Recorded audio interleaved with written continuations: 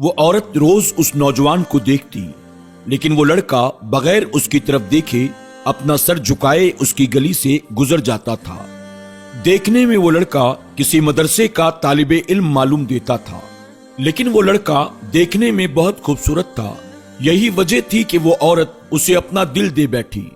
वो औरत चाहती थी कि किसी तरह वो लड़का मेरी तरफ मुतवज्जे हो, लेकिन वो अपनी नजरें झुकाए वहां से गुजर जाता।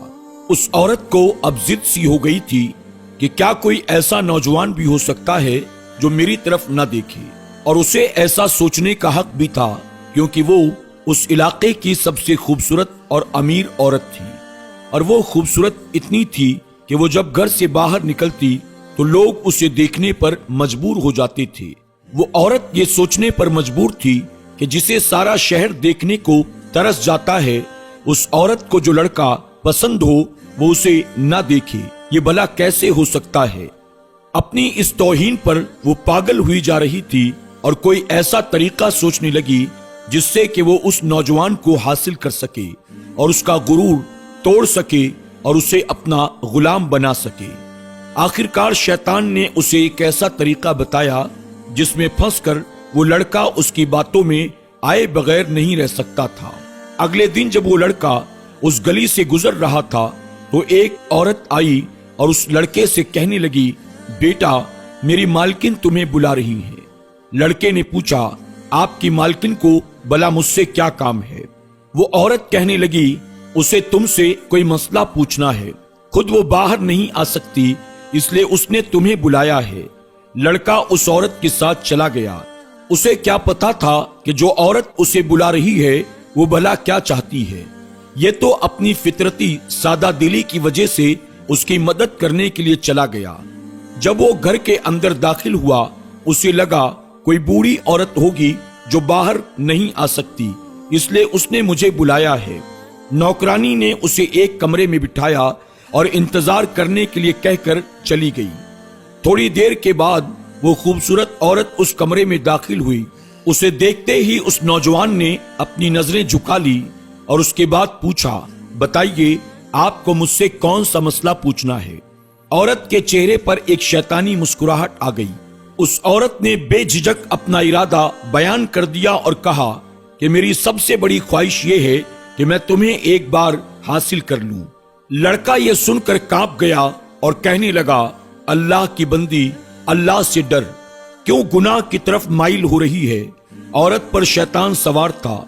उसने कहा, या तो तुम मेरी ख्वाहिश को पूरा करोगे या तो फिर मैं शोर मचाऊंगी कि तुम जबरदस्ती मेरे घर के अंदर दाखिल हो गए हो और मेरी इज्जत पर तुमने हमला कर दिया है। लड़का ये सुनकर बहुत परेशान हो गया। अगर वो उस औरत की बात को मानेगा तो गुनाहगार होगा, अल्लाह की बारगाह में वो भला क्या जवाब देगा, और अगर वो नहीं मानता है तो लोगों की नजर में बुरा बन जाता है।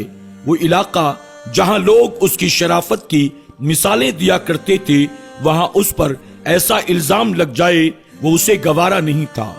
दिल ही दिल में वो अल्लाह की तरफ मुतवज्जे हुआ। उसके जहन में एक तरकीब आई। उसने कहा, मोहतरमा, मैं आपकी ख्वाहिश पूरी करने के लिए तैयार हूँ, लेकिन मुझे बाथरूम जाने की हाजत है, मुझे बाथरूम जाने की इजाजत दें। औरत ने उसे रास्ता दिखाया। लड़का फौरन बाथरूम के अंदर दाखिल हो गया। उसने वहां मौजूद नजासत को अपने बदन पर लगाना शुरू किया और कुछ देर के बाद वो बाहर आया और औरत के सामने आकर खड़ा हो गया। औरत उसे देखकर चिल्लाने लगती है, ये तुमने क्या किया? मुझ जैसी औरत के सामने तुम ऐसी गंदी हालत में आ गए हो, दफा हो जाओ यहाँ से, निकल जाओ मेरे घर से। वो फौरन घर से निकल गया और करीब एक जगह पर जाकर अपने आप को, अपने कपड़ों को अच्छी तरह से पाक व साफ किया। अल्लाह का शुक्र अदा करते हुए वो दोबारा मदरसे में चला गया। जब वो लड़का मदरसे में जाकर बैठा था तो उस्ताद ने कहा, आज तो मदरसे में बहुत प्यारी खुशबू आ रही है, किसी तालिबे इल्म ने क्या कोई खुशबू लगाया है? वो लड़का समझ गया कि लगता है मेरे बदन से अब भी बदबू आ रही है। वो अपने आप में सिमट गया। उसकी आंखों में आंसू आ गए। कुछ देर के बाद उस्ताद ने फिर पूछा, ये खुशबू किसने लगाया है? वो लड़का खामोश रहा। उस्ताद ने एक एक करके سب کو اپنے پاس بلایا۔ جب اس لڑکے کی باری آئی تو نظریں جھکا کر استاد کے سامنے جا کر کھڑا ہو گیا۔ استاد نے اس کے کپڑوں کو سونگھا تو خوشبو اس کے کپڑوں سے آ رہی تھی۔ استاد نے کہا، تم بھلا بتاتے کیوں نہیں ہو کہ خوشبو تم نے لگائی ہے؟ یہ سنتے ہی لڑکے کی آنکھوں سے آنسو جاری ہو گیا۔ وہ کہنے لگا، استاد مجھے اور شرمندہ نہ کریں، میرے کپڑوں سے بدبو آ رہی ہے، لیکن میں مجبور تھا۔ پھر اس نے اپنا پورا واقعہ استاد کے سامنے بیان کر دیا۔ استاد نے کہا، بیٹا میں مذاق نہیں کر رہا ہوں، تمہارے کپڑوں سے ایسی خوشبو آ رہی ہے، ایسی خوشبو آ رہی ہے جو میں نے آج سے پہلے کبھی نہیں سونگھی ہے، اور یہ اللہ کی جانب سے ہے، کیونکہ تم نے اپنے آپ کو گناہ سے بچانے کے لیے اپنے جسم سے نجاست کو لگانا پسند کیا۔ اللہ نے اسی گندگی کو ایسی خوشبو میں تبدیل کر دیا ہے جو اس دنیا کی نہیں معلوم دیتی، اور پھر یہ خوشبو اس نوجوان کے بدن سے ہمیشہ آتی رہی۔ دوستوں، یہ ہوتی ہے پرہیزگاری۔ اللہ ہمارے کون سے نیک اعمال سے راضی ہو جائے ہمیں نہیں معلوم۔ دوستوں، تقوی اور پرہیزگاری اختیار کریں۔ اللہ رب العزت ہمیں اور آپ کو بھی ہر طرح کے گناہوں سے بچنے اور نیکیاں کرنے کی توفیق عطا فرمائے۔